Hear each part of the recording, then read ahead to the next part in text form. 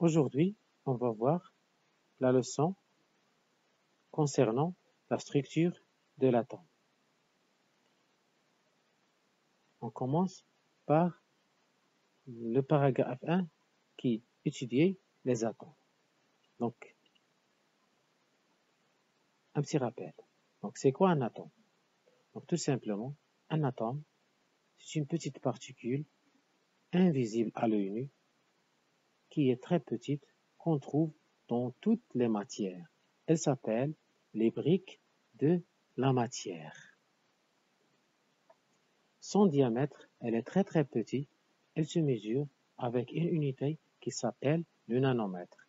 Le nanomètre, c'est 1 milliardième de mètre. Donc, le diamètre de l'atome, c'est 1 dixième de 1 milliardième de mètre. Donc, elle est de l'ordre de 10 à la puissance moins 10 mètres. Le symbole chimique des atomes.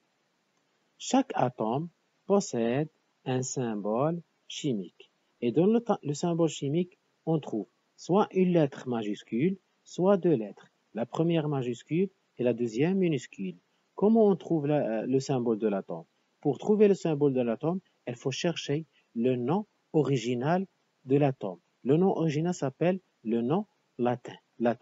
Par exemple, hydrogène commence par H, on écrit H. Par exemple, donc, on doit écrire une lettre ou deux lettres. La première est toujours majuscule, la deuxième minuscule. Et toutes les lettres, on trouve dans le mot latin, ça veut dire le nom original. Les constituants de l'atome. Quels sont les constituants de l'atome? L'atome est constitué de deux choses, un noyau et des électrons. Un noyau se trouve toujours au centre et entouré par des petites particules qui s'appellent les électrons. Les électrons, ils bougent toujours, ça veut dire elles font un mouvement de rotation autour du noyau. Donc ces électrons forment un nuage électronique autour du noyau. Regardez un modèle. C'est le modèle actuel, il y a plusieurs modèles, mais c'est le modèle actuel de l'atome. Dans l'atome, on trouve au milieu un noyau entouré par des petites particules qu'on appelle les électrons. Ces électrons forment un nuage électronique. Et entre les deux, il y a un vide, parfois on dit un grand vide. Remarque, entre les électrons et le noyau, il y a un grand vide. C'est pour cela qu'on dit que l'atome possède une structure lacunaire. Ça veut dire qu'il y a un vide dans l'atome entre le noyau et les électrons. Donc, on va maintenant étudier les caractéristiques du noyau. Donc, quelles sont les caractéristiques du noyau? La première, c'est que le noyau est toujours placé au centre de l'atome. La deuxième, c'est que le noyau toujours porte une charge, parfois on dit une charge, parfois on dit des charges, porte une charge positive. La troisième caractéristique, c'est que toujours le diamètre du noyau est plus petit que celui de l'atome. Ça veut dire que l'atome, elle est très grande en volume par rapport au noyau. Elle est plus grande 100 000 fois que le noyau. La masse du noyau est presque égale à la masse de l'atome. Ça veut dire si je pèse l'atome et je pèse le noyau, je trouve à peu près la même masse. Ça veut dire que l'électron possède une masse mais très faible devant le noyau. On passe à l'étude des électrons. Donc les électrons, c'est quoi? Les électrons, tout simplement, ce sont des particules très petites, ça veut dire infiniment petites. La deuxième caractéristique, c'est que tous les électrons sont identiques. Elles sont les mêmes, elles sont identiques. Mais les noyaux ne sont pas identiques. Le noyau d'un atome X est différent du noyau d'un atome Y. Mais si je prends un électron de l'atome X et un électron de l'atome Y, je trouve qu'ils sont identiques. La masse de l'électron, elle est négligeable. Elle est négligeable devant la masse du noyau. Donc, si je pèse la masse du noyau et je pèse la masse d'électrons, je trouve une différence à peu près égale à 1000 fois. 1000 fois. Ça veut dire que l'électron possède une masse très faible devant la masse du noyau. On dit que la masse des électrons, elle est négligeable. Le nombre d'électrons mais on préfère dire le nombre des charges positives dans le noyau est égal au nombre d'électrons. Ce nombre de charges positives caractérise l'atome. Ça veut dire que chaque atome possède un nombre de charges positives égal au nombre de charges négatives. Ce nombre s'appelle le numéro atomique. Tous les électrons portent une charge électrique négative. Chaque électron porte une charge électrique négative élémentaire négative, car la charge d'un électron s'appelle la charge élémentaire, mais elle est négative. La charge d'un électron, coulomb, c'est le symbole de la charge, est égale toujours négative, moins 1,6 10 à la puissance moins 19 coulombs. Je peux remplacer cette valeur avec la lettre E. La lettre E s'appelle la charge élémentaire. Donc, vous regardez, coulomb, c'est le symbole de la charge électrique, voilà. E, c'est la charge élémentaire. Sa valeur, c'est 1,6 10 à la puissance moins 19. Il faut faire attention. E, c'est la charge élémentaire, elle est positive. Mais la charge d'un électron, c'est moins E, c'est négative. C, c'est l'unité de la charge électrique, s'appelle le coulomb. Parfois, on écrit le coulomb, mais on prononce le coulomb. La neutralité électrique de l'atome, c'est quoi la neutralité? Ça veut dire que l'atome possède des charges positives et possède des charges négatives. Si j'additionne les charges, je trouve une valeur est égale à 0. Je dis que la charge électrique de l'atome est toujours nulle. On dit que l'atome est électriquement neutre. C'est-à-dire que toujours dans l'atome, on trouve des charges positives et dans le noyau est égal au nombre de charges négatives des électrons. Ce nombre de charges positives s'appelle le numéro atomique de l'atome. Elle est notée par le symbole Z. Ce numéro atomique, c'est le numéro d'ordre de l'atome dans le tableau périodique. Donc, je peux classer les atomes dans un tableau qui s'appelle le tableau périodique. Parfois, on dit le tableau de Mendeleïev. Dans ce tableau, on classe les atomes par le numéro atomique Z. Donc, comment je calcule la charge du noyau en général? Pour calculer la charge du noyau, j'utilise la formule suivante. Coulomb N, coulomb c'est la charge, N c'est l'indice du noyau, est égal à plus, je peux écrire plus et je peux annuler plus, Z fois E. Z, c'est le numéro atomique. Ce numéro atomique est égal à la charge, est égal au nombre des charges positives et aussi égal au nombre des charges négatives. Fois E. E, c'est quoi? C'est la charge élémentaire. Sa valeur, c'est positif. C'est 1,6 10 à la puissance moins 19 coulombs. Pour calculer la charge totale des électrons, j'utilise la formule suivante. Coulomb E, coulomb c'est la charge, E c'est l'indice de l'électron, est égal, moins toujours la charge d'électron, c'est négatif, moins Z, E. Exemple. Le numéro atomique de l'atome d'aluminium est égal à 13. Donc, dans le tableau périodique, on cherche le numéro d'ordre de l'atome d'aluminium. Le numéro d'ordre s'appelle le numéro atomique. Z est égal à 13.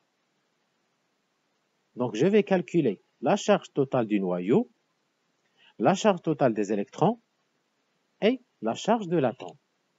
Donc, pour calculer la charge totale du noyau, j'applique la formule Qn est égal à ZE. Qn est égal à ZE. Z, ici, c'est 13. Donc, je remplace Z par 13 fois E. Donc, 13. E, je remplace E par sa valeur, c'est 1,6 10 à la puissance moins 19 coulombs. Je fais la multiplication de 13 fois 1,6. Je trouve 20,8 10 à la puissance moins 19 coulombs. Maintenant, je passe à la charge des électrons. Pour trouver la charge des électrons, j'applique la relation QE est égal à moins ZE est égal à Z c'est 13, ici c'est 13 dans cet exercice, 13, donc j'écris moins 13 fois E est égal à moins 13 fois E, la valeur de E, c'est 1,6, toujours positif. Il faut faire attention. Est égal à moins 13 fois 1,6 10 à la puissance moins 19 est égal à moins 20,8 10 à la puissance moins 19. Maintenant, je passe à la charge de l'atome. Donc, je sais que l'atome se compose d'un noyau et des électrons. Donc, pour calculer la charge de l'atome, il faut additionner la charge du noyau plus la charge d'électrons. Donc, il faut faire l'addition de 20,8 10 à la puissance moins 19 avec moins 20,8 10 à la puissance moins 19. Donc, je trouve kilo A, ça veut dire la charge de l'atome, est égale à la charge du noyau plus la charge des électrons est égale à ZE plus moins ZE. Donc, est égal à ZE moins ZE est égal à 0. Donc, toujours on trouve la charge du noyau, la charge de l'atome est égale à 0. Donc, un atome, toujours électriquement neutre. Donc, il faut faire attention. Toujours, la charge de l'atome est nulle, car l'atome est toujours électriquement neutre. On va faire une application. On peut, dans cette application, utiliser le tableau périodique des éléments chimiques. Ça veut dire le tableau des atomes. Donc, regardez un exercice. On a le nom ici. Il y a une faute ici. Le nom, il faut annuler ce E. Donc, le nom de l'atome, oxygène, carbone, fer, cuivre. Puis, je vais trouver le symbole de l'atome, le numéro atomique de l'atome, la charge totale des électrons, la charge totale du noyau, puis la charge de l'atome. Donc, regardez. Pour l'atome d'oxygène, on a le numéro atomique, c'est 8. Donc, je vais chercher le symbole de l'atome. Donc, le symbole de l'atome, tout simplement, c'est la première lettre du nom original. Oxygène, c'est un nom latin, donc je peux écrire ici O. Je passe à la recherche de la charge totale des électrons. Je sais que toujours la charge des électrons, c'est moins ZE. Donc Z, c'est 8, donc j'écris moins 8E. La charge totale du noyau, c'est positif, mais avec, c'est égal à Z fois E. Donc j'écris 8E. La charge de l'atome, c'est la somme de la charge des électrons plus la somme des charges du noyau. Donc, je trouve toujours 0. Pour le carbone, je cherche le symbole. Le carbone commence avec C. Donc, j'écris C. Donc, d'après le tableau, je trouve que la charge totale des électrons du carbone, c'est moins 6E. Donc, je peux déduire que 6, c'est le numéro atomique. Donc, le numéro atomique, c'est 6. Puisque la charge du noyau des électrons est égale à moins 6E, donc je peux déduire la charge totale du noyau. C'est positif. Donc, plus 6E. Donc, pour la charge de l'atome, je fais l'addition de moins 6E plus 6E, je trouve 0. Pour l'atome de fer, je cherche le symbole. Donc, le symbole, c'est, j'écris la première lettre F, puis j'additionne E. Comme ça.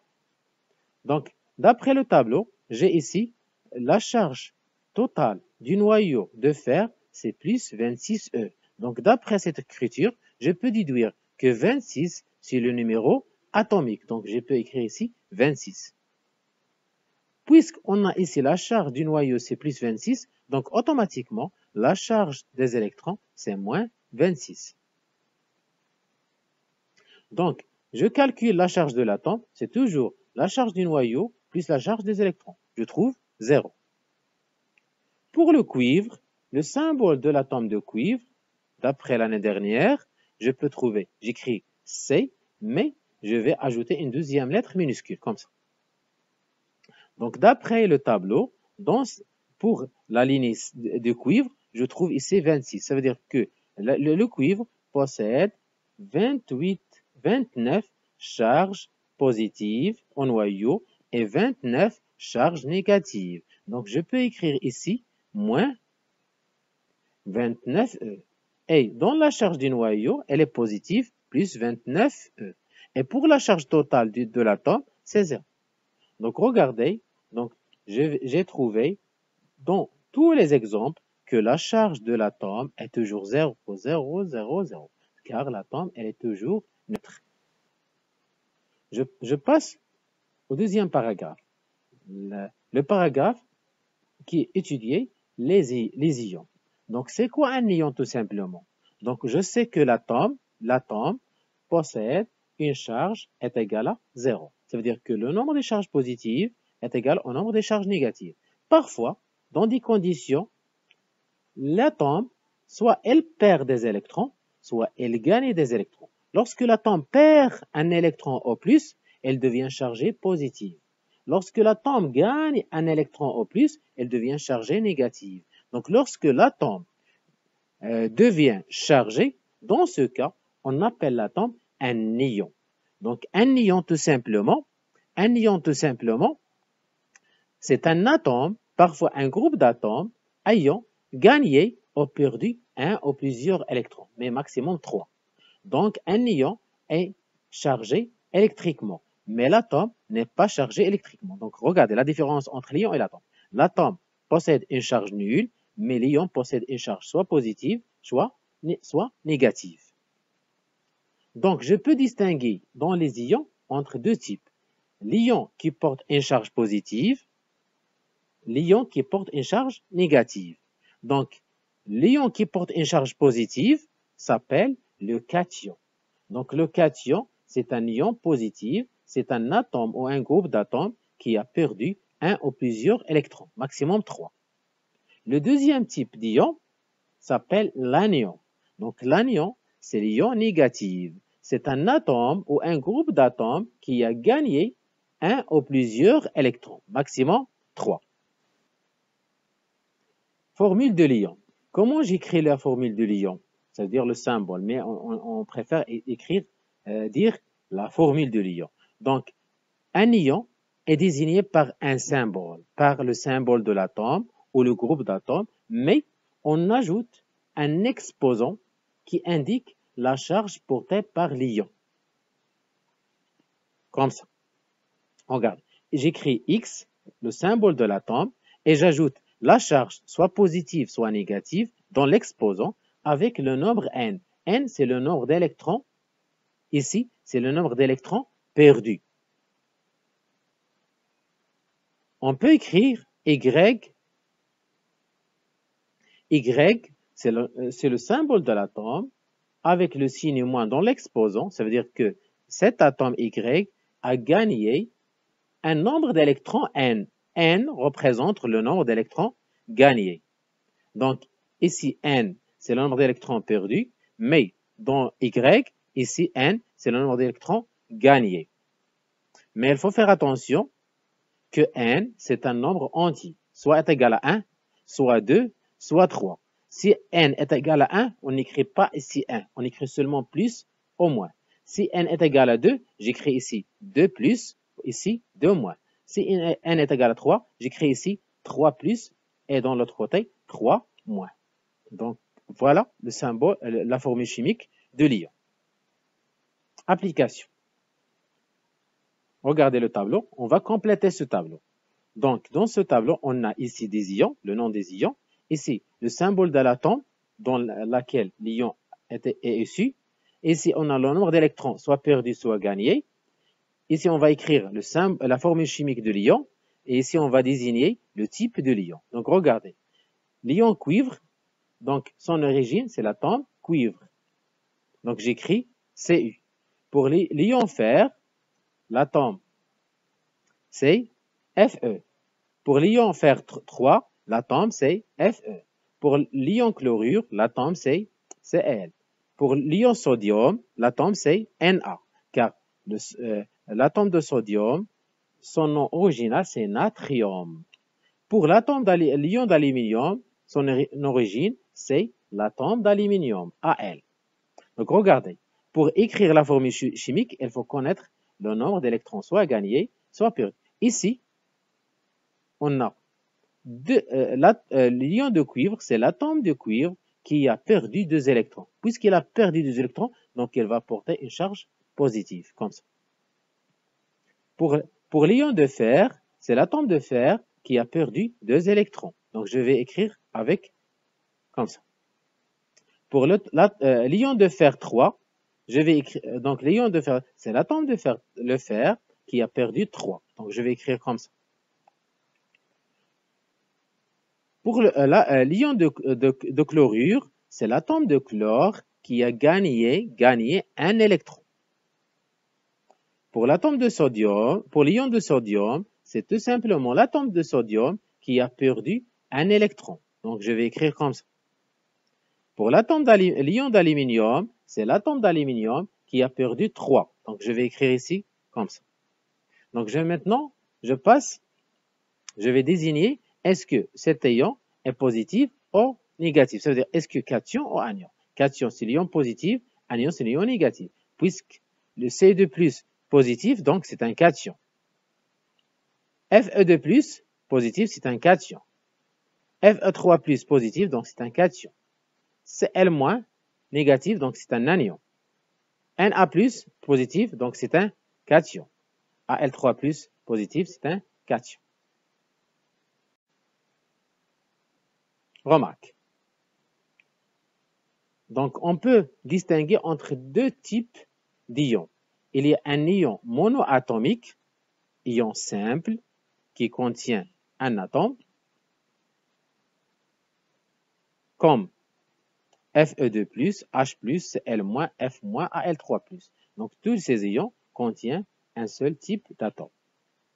Il y a un autre type d'ion, ion polyatomique, un ion polyatomique. Donc, c'est un ion qui s'appelle ion composé. Ion monoatomique qui contient un seul atome s'appelle ion simple. Donc, il y a les ions simples et ions composés. Parfois, on dit monoatomique, polyatomique. L'ion polyatomique, il contient plusieurs atomes, plusieurs types d'atomes. Donc, regardez, comme ça, exemple. Donc, il y a ici deux types, donc polyatomique. Il y a ici deux types, donc il y a polyatomique. Il y a ici deux types, polyatomique.